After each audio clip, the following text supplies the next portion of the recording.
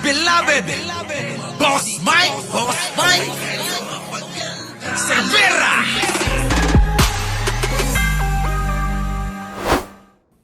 Si Vice President Sara Duterte. Syempre, tuwan-tuwa mga DDS dyan sa mga balitang ganyan. Nangunguna daw, mga kababayan, si Sara Duterte sa bagong-bagong survey. Alamin natin to mga kababayan, kung ano tong bagong survey na to. Live, hindi, replay ito, The Observer. Replay! Eto na. Pasok. Nangunguna pa rin si Vice President Sara Duterte sa 2028 Presidential Preference Survey. Pumapangalawa naman si Naga City Mayor Leni Robredo. Nako. Base sa Pulse Asia Survey na kinumisyon ng Strat-based Group at isinagawa noong May 3 to 7, muling nakakuha ang vice. Wait lang mga kababayan ko. Tingnan nyo mga kababayan dito Kayo ba'y naniniwala pa rito? Ngayon mga kababayan ko, mukhang ayaw na nilang isama si Rapi Tulfo. Mukhang ayaw na nilang isama si Rapi Tulfo. Ngayon mga kababayan, ito hong Leni Robredo, ito yung tao na nagsasabi na ayaw pa niyang tumakbo, ayaw niyang tumakbo, hindi siya tatakbo. Para bang nakikipaglaban ka mga kababayan, siya wala namang interes na makipaglaban sa'yo. Parang nakikipag-away ka, mga kababayan, sa isang tao na hindi naman nakikipag-away sa'yo. Anong ibig sabihin nun? Siyempre, ang atensyon at tingin, yung tingin at baling ng atensyon ng tao, dun sa maingay. Halika! Laban tayo! Ganyan, Aurora Nice. Ganyan, laban tayo! Siyempre, ganun talaga. Sino ang lilingunin? Yung pong naghahamon, yung pong maingay. Si Leni Robredo. Hindi naman ako naghahamon ng away, Yung tahimik lang mga kababayan na parang binubuli niya na, tara, takbo tayo!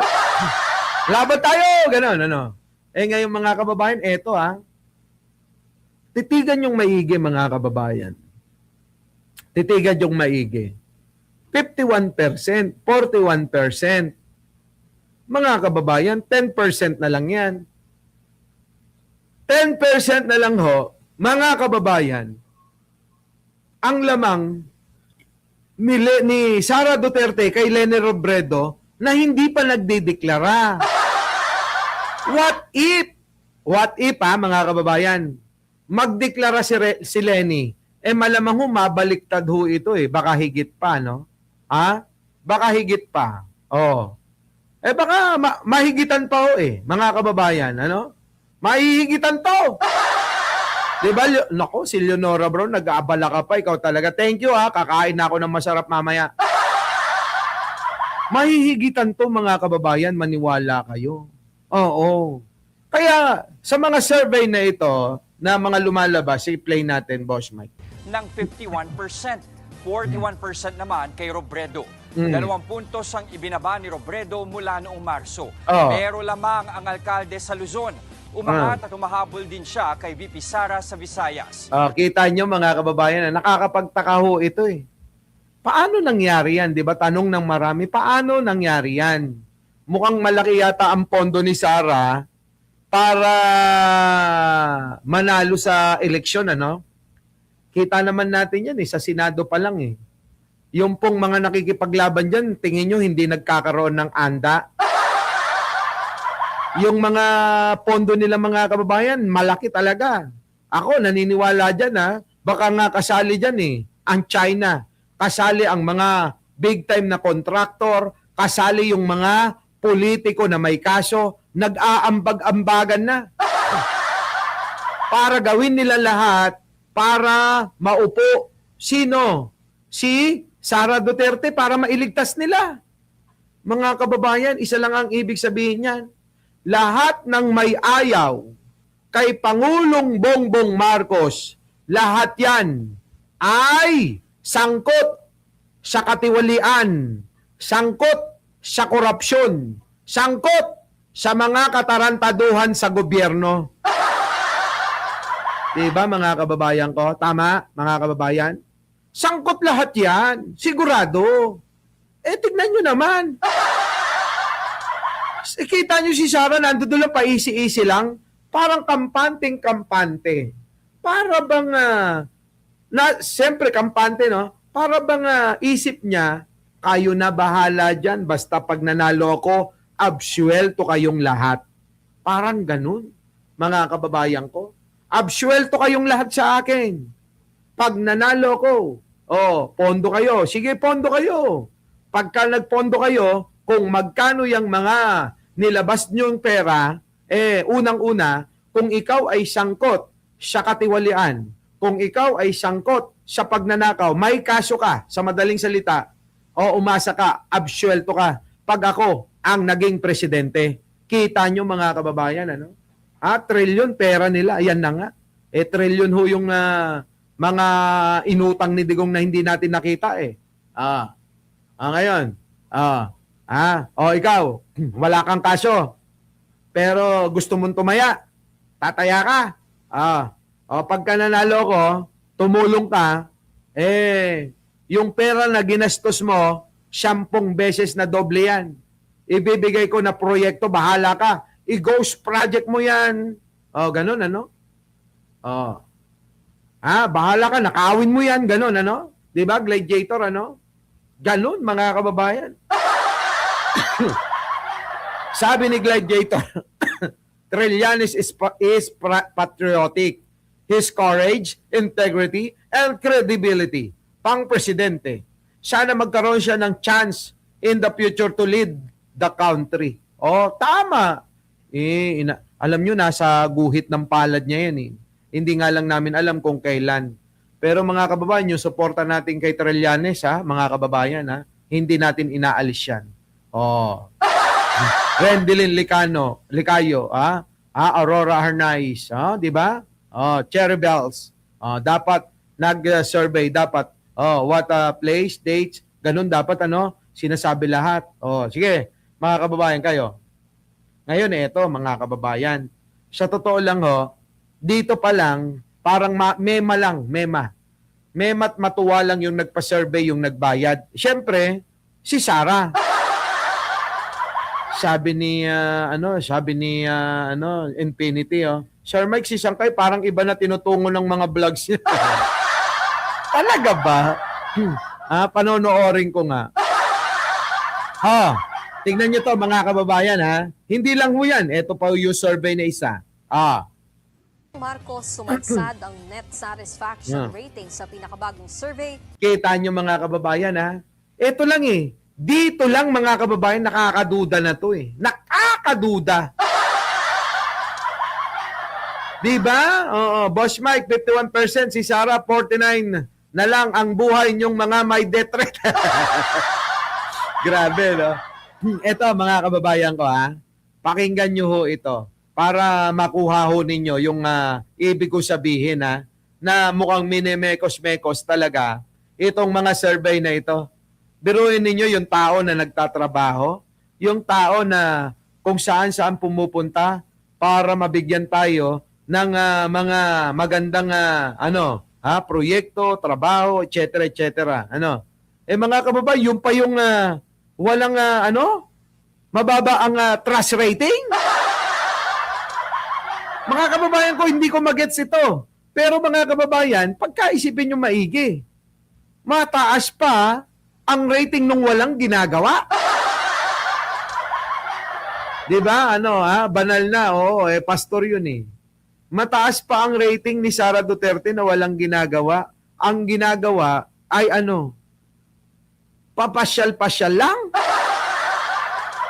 Saan naman kayo nakakita ng kalokohan na yan? Ay nako. Kung si Pangulong Bongbong Marcos sumadsad ang net satisfaction rating sa pinakabagong survey, si Vice President Sara Duterte naman ang may pinakamataas sa kabila yan ng kinahaharap niyang impeachment. Kita nyo sa kabila ng naniniwala kayo dyan mga kababayan ko? Ako naniniwala, bayad to. Bayad to mga kababayan Narito ang frontline report. Sa usapin ng net satisfaction rating, si Vice President Sara Duterte pa rin ang nangunguna dyan kung ikukumpara sa mga pinakamataas Kita nyo, napaka-plastic ng mukha na yan. Pinagbabantaan nga raw ng buhay namin yan.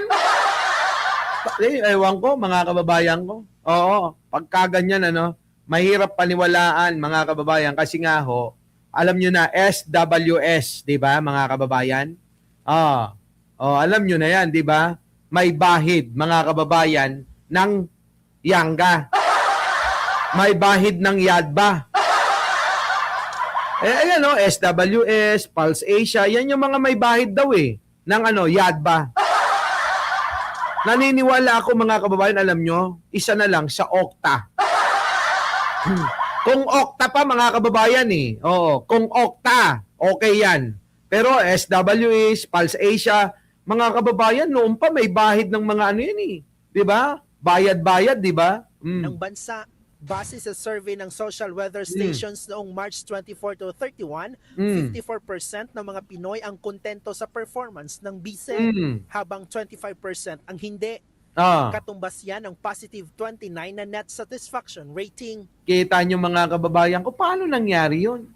Anong ginagawa nito? Yun ang tanong Magagaling lang ito, mga kababayan. Alam nyo, nililin lang tayo sa mga mali-mali na katulad nito, namamaniobra nila, namemekos-mekos nila.